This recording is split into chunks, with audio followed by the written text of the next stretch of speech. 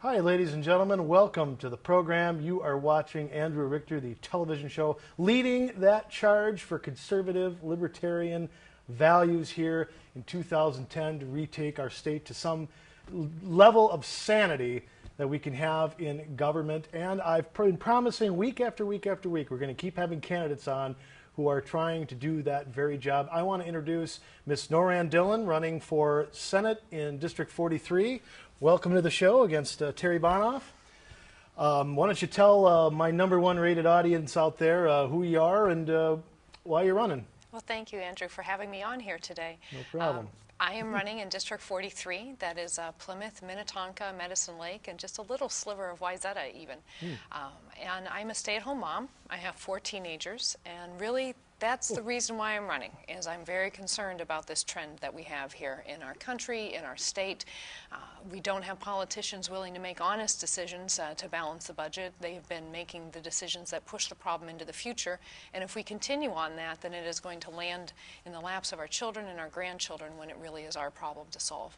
And I haven't heard anybody else talking about that or really willing to acknowledge it, and then that is why I chose to run this year for the state Senate. Cool. Wow. 4 teenage kids. You know, I was just thinking I can't handle a dog and a cat at home, let alone 4 teenage kids.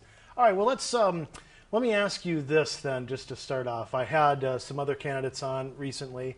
I'll start you with the same question that I started them with. The last couple of years, if you look at what's happened at the legislature, we had the unallotment at the end of 2009. We had the court decision saying that Pawlenty couldn't do that. Then the legislature just basically bundled it up and kicked it to 2011 with this Obamacare opt-in or something. What's your just general opinion, feeling about the legislature's performance the last couple of years? Well, it's hard to be satisfied with it, that's for sure. Like you say, they did just push the problem into the next biennium. The governor's, the court decision, as far as I understand it, was that there was never an honestly balanced budget in the first place. It wasn't that he used the unallotment inappropriately, but that it could only be applied to a balanced budget, and in which case the courts kind of acknowledged that the budget was not balanced. But that is because there was an awful lot of talk about zero-based budgeting, going back, starting at the base and evaluating the efficiency, the effectiveness of every one of these programs, and they didn't do it. They really went from the levels that they were already at and looked to add from there. That was what happened in the last biennium, but I think that going forward, there's not this acknowledgement of how our money is spent in the state. At least 3/4 of the state's budget is spent on formulas, which means it is out of the direct control of the legislature. So we need to go in. If we're really going to balance the budget, we need to go in and we need to look at these formulas, the underlying assumptions, the calculations, and why they were ever set up, because they're clearly not working for us here. Yeah, the formulas. That's LGA has its own formula, right? And of course K-12, which we just never ever spend enough on, has its own little formula as well. Well, let me kind of segue into what I think is the biggest issue going forward outside of just the government's own budget, which is jobs. I mean, the unemployment in Minnesota is a little lower, but there was a time not that long ago. I mean, even I'm old enough to remember when Cargill, Honeywell, Target, 3M were sort of the engines of Minnesota's economy. Now it's the government. And the government is the largest employer in this state. I mean, how do we get private sector growth moving again? Well, I'm glad you bring that up because, we have had some good unemployment numbers relative to the rest of the country. But when you look at our own reports here about where the job growth is coming, the #1 sector was business services, business and professional services, and then education and health services and government itself. And so those last 2 categories, really education and then a lot of the health, is government spending as well.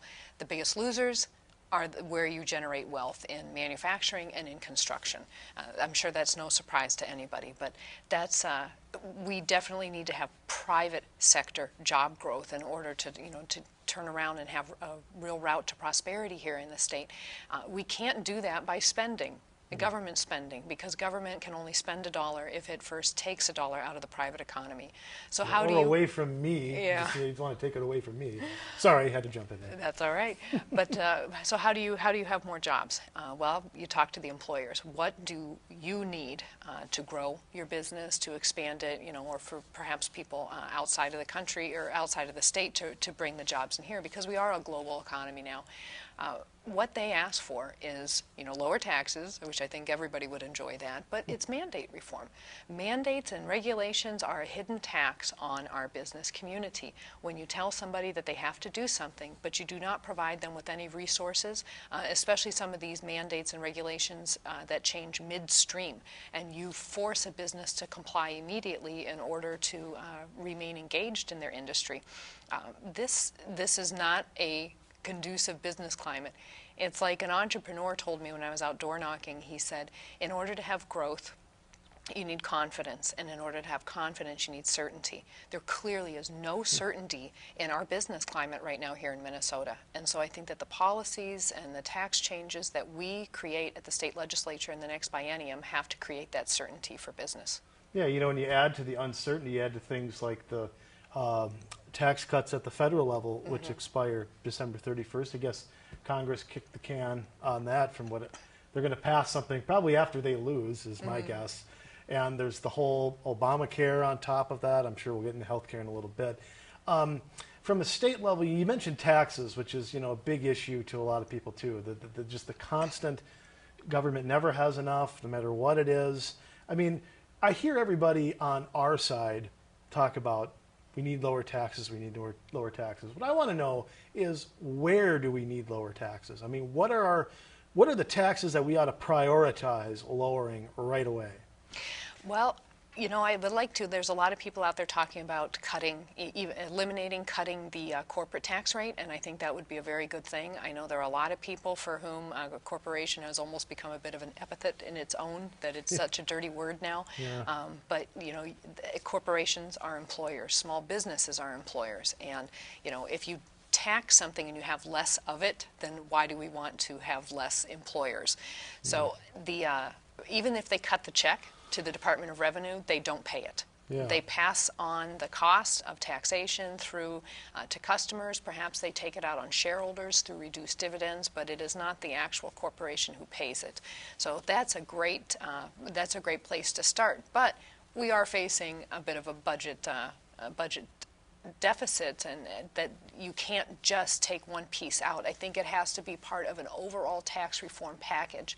At one point, when the sales tax was instituted here in the state, 60% of our economy was based on goods, and we have now flipped that around where 60% of our economy is based on services. So we have a very shrinking tax base when we look at sales tax. And I'm kind of jumping around here, but I think there's also some assumptions and some, maybe philosophy of taxation. Income taxes tax productivity, and, property taxes, it used to be a tax on wealth.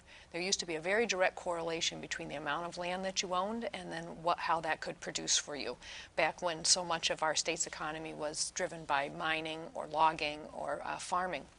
Now that is no longer the case, and the property tax has become independent of the land that you own. You really see this for seniors. They bought a house, 30 years ago, 40 years ago, they're living in it now, and it has risen in value, yet they're living off of Social Security, and the property tax is an enormous burden. And so and they've more than paid over the years. That's too. for sure. Yeah. And so that it has to be part of a comprehensive package, I think. And so, sometimes Republicans have been a little bit too rigid in saying no new taxes. It has to be a part of a broader plan. Do you expand the sales tax but cut property taxes? I'm not sure that there's an exact answer here, but if you say no to something before you even begin a debate, then you close the opportunities for solutions. So I think that you really have to have an open mind when it comes to how we're going to raise revenue here in Minnesota going forward.